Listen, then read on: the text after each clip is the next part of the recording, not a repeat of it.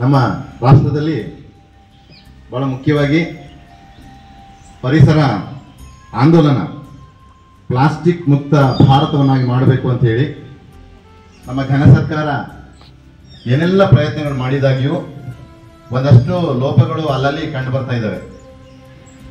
ಕಾರಣ ಏನಪ್ಪಾ ಅಂದ್ರೆ, ಸರ್ಕಾರ ಆಗಲಿ ಅಥವಾ ಕಾನೂನುಗಳಾಗಲಿ ನಮ್ಮನ್ನ ಪೂರ್ಣ ಪ್ರಮಾಣದಲ್ಲಿ ಜಾಗೃತಗೊಳಿಸಲಿಕ್ಕೆ ಆಗೋದಿಲ್ಲ.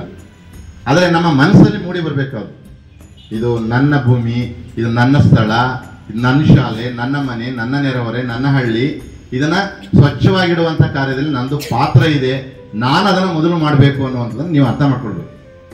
ಆ ದಿಕ್ಕಿನಲ್ಲಿ ನಾ ಇವತ್ತು ಪ್ರತಿ ವರ್ಷದಂತೆ ಈ ವರ್ಷನೂ ಕೂಡ ಒಂದು ಪ್ಲಾಸ್ಟಿಕ್ ನಿಷೇಧವನ್ನ ಕುರಿತಾದಂಥ ಒಂದು ಪ್ರತಿಜ್ಞಾವಿಧಿ ಇದೆ.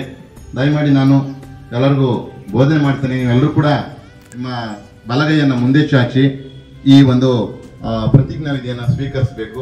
ನೀವೆಲ್ಲರೂ ನಿಮ್ಮ ಬಲಗೈಯನ್ನು ಮುಂದೆ ಚಾಚಿ.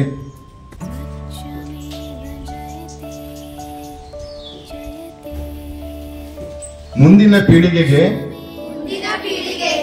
ಉತ್ತಮ ಪರಿಸರವನ್ನು ಉಳಿಸುವ ಉದ್ದೇಶದಿಂದ ನಾನು ನಮ್ಮೆಲ್ಲರ ಆರೋಗ್ಯದ ಹಿತದೃಷ್ಟಿಯಿಂದ ಒಮ್ಮೆ ಉಪಯೋಗಿಸುವ ಪ್ಲಾಸ್ಟಿಕ್ ಬಳಕೆಯನ್ನು ತ್ಯಜಿಸುತ್ತೇನೆ. ದಿನನಿತ್ಯ ಬಳಕೆಯಲ್ಲಿ ಪ್ಲಾಸ್ಟಿಕ್ ಅನ್ನು ಬಳಸದೆ ಪರಿಸರ ಸ್ನೇಹಿ ಕೈಚೀಲ ವಸ್ತುಗಳನ್ನು ಉಪಯೋಗಿಸುತ್ತೇನೆ. ನನ್ನ ಮನೆಯ ಕಸವನ್ನು ಹಸಿ ಮತ್ತು ಒಣ ಕಸವನ್ನಾಗಿ ವಿಂಗಡಿಸಿ ವಿಲೇವಾರಿ ಮಾಡುತ್ತೇನೆ. ಎಲ್ಲೆಂದರಲ್ಲಿ ಕಸ ಬಿಸಾಡದಂತೆ ಜನರಲ್ಲಿ ಜಾಗೃತಿ ಮೂಡಿಸಿ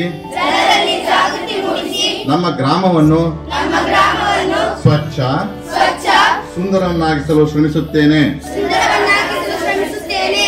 ನಮ್ಮ ಸುತ್ತಮುತ್ತಲ ಪರಿಸರದಲ್ಲಿನ ಪ್ಲಾಸ್ಟಿಕ್ ತ್ಯಾಜ್ಯವನ್ನು ಸಂಗ್ರಹಿಸಿ ವಿಲೇವಾರಿ ಮಾಡಲು ಸಹಕರಿಸುತ್ತೇನೆ. ನನ್ನ ನೆರೆಹೊರೆ ಪ್ಲಾಸ್ಟಿಕ್ ತ್ಯಾಜ್ಯದ ದುಷ್ಪರಿಣಾಮಗಳ ಬಗ್ಗೆ ಜಾಗೃತಿ ಮೂಡಿಸಿ ಪ್ಲಾಸ್ಟಿಕ್ ತ್ಯಾಜ್ಯ ಮುಕ್ತ ಗ್ರಾಮವನ್ನಾಗಿ ರೂಪಿಸಲು ಶ್ರಮಿಸುತ್ತೇನೆ. ಈ ಎಲ್ಲ ಶ್ರಮಗಳನ್ನು ಎಲ್ಲ ಕ್ರಮಗಳನ್ನು ಪಾಲಿಸುವಂತೆ ಇತರರನ್ನು ಪ್ರೇರೇಪಿಸುತ್ತೇನೆ. ನನ್ನ ಗ್ರಾಮವನ್ನು ಸ್ವಚ್ಛ ಸುಂದರ ಆರೋಗ್ಯವಂತಾಗಿಸಿ ಜವಾಬ್ದಾರಿಯುತ ನಾಗರಿಕನಾಗಿ ಸೇವೆ ಮಾಡುವುದಾಗಿ ದೃಢ ಪ್ರತಿಜ್ಞೆ ಮಾಡುತ್ತೇನೆ. ಸ್ವಚ್ಛಮೇವ ಜಯತೆ. Thank you.